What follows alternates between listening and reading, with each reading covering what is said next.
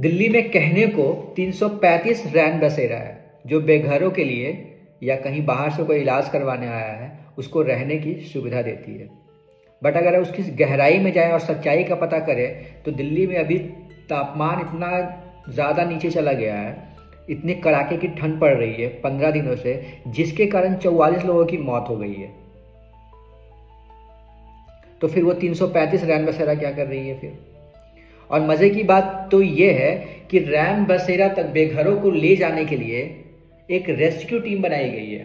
कम से कम 15 से 20 rescue team है जो कोई भी दिल्ली में अगर बाहर खुले में सो रहा है तो उसको वहाँ तक पहुँचवाने का काम करती है।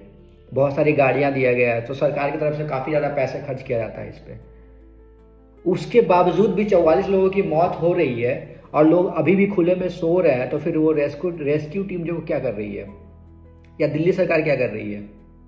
लोगों का ऐसा कहना है जो खुले में सोते हैं, उनका कहना है कि जितने भी रैन बसेरा है वहाँ पर नशेड़ियों का अड्डा है, चाकूबाज का अड्डा है, जिसके कारण वहाँ फैमिली के लिए सेफ नहीं है या जो बच्चे हैं उनके लिए सेफ नहीं है, इसलिए वहाँ जाना वो नहीं चाहते हैं। तो दिल्ली सरकार जो ये दावा करती है कि जितने भी रैन बसेरा है उसमें सुरक्षा का पूरा व्यवस्था है, ठंडे पानी, गर्म पानी, जो भी पीना चाहते हैं गर्म पानी का व्यवस्था है, सब चीज़ का व्यवस्था है। तो फिर लोग खुले में क्यों सो रहे हैं? सवाल ये भी है कि जो रैन बसेरा चलाते हैं वो हीटर वहाँ पे जलाने से मना करते हैं और वहाँ पे हीटर सब जितने भी रैन बसेरा है वहाँ पे ख़त्म करवा दिए और दिल्ली सरकार हीटर बांट रही है रैन बसेरा में रहने वालों के लिए। तो ये दो मुहैया सांप जो होता है वैसा नहीं है, एक जगह से आप हीटर जलाने के लिए मना करते हो और एक जगह से आप हीटर बांट रहे हो। तो सिर्फ आपको अखबारों के मेन पृष्ठ पे रहने का आदत है क्या? क्योंकि पिछले 15 दिनों से रिपोर्ट बता रही है कि 44 लोगों की मौत हो गई है बेघर लोगों की। क्या बेघरों को रहने के लिए जो रैन बसेरा बनाया गया है, जो जनता के पैसे से बनाया गया, क्या वो डिजर्व नहीं करते उसमें रहने के लिए? तो जनता के पैसे से बनाया गया है, उसमें आप सुविधा क्यों नहीं दे रहे हो? उसमें आप सिक्योरिटी भी नहीं प्रोवाइड करवा रहे हो। सिर्फ आप कागजों पे, न्यूज़ पे बोलने के लिए कि अब मेरे पास 335 रैन बसेरा है और उसमें रहने वाले एक भी नहीं है। अगर वहाँ पर नशेड़ियों का अड्डा बन गया तो इसकी सुविधा कौन कराएगा? इसकी सुरक्षा कौन करवाएगा? सरकार की जिम्मेदारी है ना। क्या ये जो बेघर लोग हैं या जो मेडिकल के लिए आते हैं दिल्ली एम्स दिखाने के लिए या जो भी हैं, उनको उस रैन बसेरा में रहने का हक नहीं है? क्योंकि वो आफ्टर ऑल वो बना तो है सरकार के पैसे से नहीं, जनता के पैसे से बना है ना। तो क्या जनता उसमें रह नहीं सकती? सरकार से ये भी उम्मीद नहीं कर सकती है? अच्छा, एक मजे की बात बताओ, बीजेपी जो होती है, बीजेपी गवर्नमेंट जो है, वो जिस मुद्दे पे चुनाव लड़ती है ना, जैसे दिल्ली की अगर हम बात करते हैं तो दिल्ली में पॉल्यूशन के लेके लड़ा गया था। पॉल्यूशन पे जब वो विपक्ष में थी तो पॉल्यूशन पे सवाल उठाती थी, ठीक है। और दिल्ली में क्राइम था उस पर सवाल उठाती थी, है ना, आम आदमी पार्टी से। और जैसे ही बीजेपी का सरकार बनता है ना तो वो खुद जो सवाल वो उठाती है ना उसी से वो भागने लगती है। समझ में नहीं आता है। जैसे नरेंद्र मोदी जी करते हैं ना वैसे वैसे उनके जो छोटे मोटे पार्टी होते हैं ना, मतलब छोटे छोटे जो लीडर होते हैं ना, वो लोग भी करते हैं। जैसे मोदी जी अब बेरोजगारी पे बात नहीं करते हैं, जबकि वो बेरोजगारी पे, सिलेंडर पे बात नहीं करते, रसोई गैस ये सब पे बात नहीं करते हैं, है ना। जो जबकि चुनाव वो लड़े थे ना तो इसी मुद्दे पे लड़े थे, अब वो सब पे वो बात नहीं करते हैं। मतलब बीजेपी का ना गजब टैलेंट है भाई, बिना कुछ किए ही चुनाव जीत रही है ना। मतलब दिल्ली विधानसभा में शीतकालीन सत्र चल रहा है, वहां की बातें बताता हूँ। पॉल्यूशन पे लेके ना एक बार भी भाजपा की जो सरकार है या भाजपा के जो पॉल्यूशन मंत्री है वो बात नहीं करना चाहते हैं, ठीक है। वो उनका सीधे सीधे कहना है हम 11 महीने का हिसाब देंगे, वो भी हिसाब देंगे, वो भी मैं अपनी मर्जी से दूंगा, देना चाहूंगा तो दूंगा, नहीं देना चाहूंगा तो नहीं दूंगा। मतलब चलो ठीक है, मैं ये नहीं कह रहा हूँ कि 8 महीना में 4 महीना में पॉल्यूशन खत्म कर देगी बीजेपी, मैं ये नहीं कह रहा हूँ। बट जिस मुद्दे के लिए आपने दूसरे सरकार को क्वेश्चन किया था, आप जब सरकार में आते हो तो आपसे कोई क्वेश्चन करता तो आप तिलमिला क्यों जाते हो? ये थोड़ा सा इंटरेस्टिंग होता है ना, थोड़ा सा अजीब सा लगता है। जैसे प्रधानमंत्री मोदी जी 2014 का इलेक्शन मुझे याद है, जब वो आया था ना तो भारत का रुपया ऐसे हो गया है, वैसे हो गया है, किसी देश का ऐसा हाल हो जाता है, ये हाल होता है। अभी रुपया का क्या हाल है? मोदी जी कुछ नहीं बोलते हैं, अगर कोई कुछ बोलता है तो सीधे देशद्रोही का उस पर मुकदमा लग जाता है। दिल्ली विधानसभा में शीतकालीन सत्र चल रहा है और शीतकालीन सत्र में आप और बीजेपी में जोरदार बहस होता है। और बहस वो किस बात की होती है पता है? कुत्तों को लेके, जिसके कारण शीतकालीन विधानसभा को स्थगित भी करना पड़ता है। अब आप सोचो, हमारे देश में या फिर दिल्ली की सारी समस्याएं खत्म हो गई है। अब समस्या कहाँ आके अटक गई है? कुत्तों पे।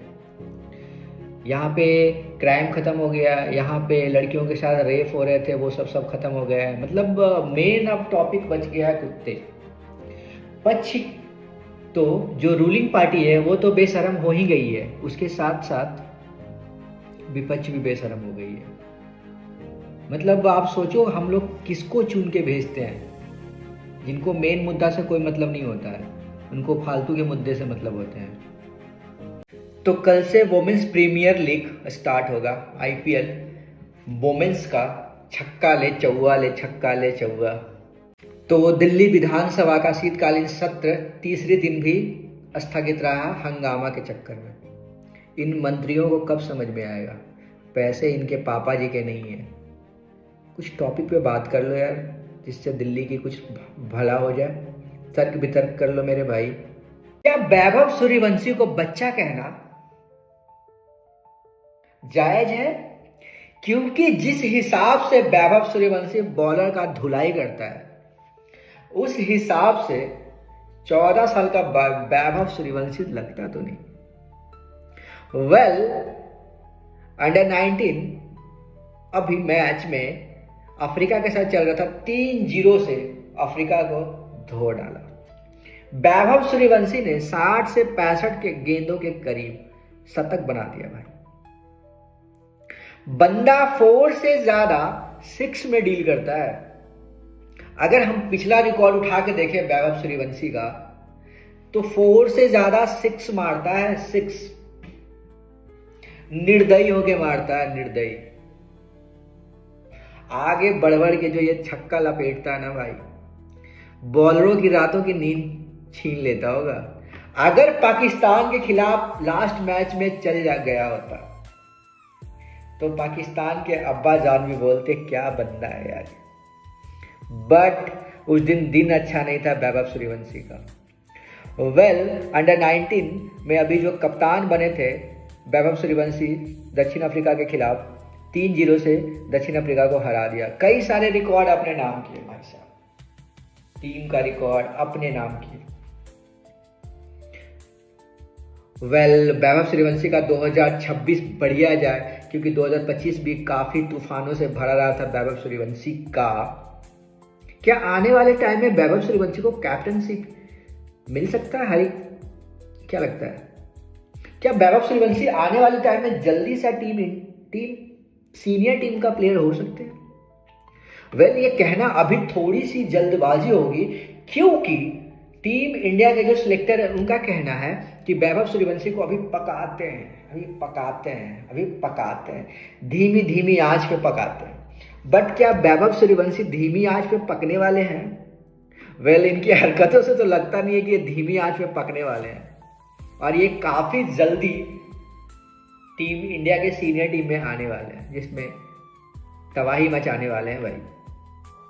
अभी से एक थोड़ा सा सोचो, अभिषेक शर्मा एक साइड, वैभव सूर्यवंशी एक साइड, क्या खतरनाक जोड़ी होगा ना।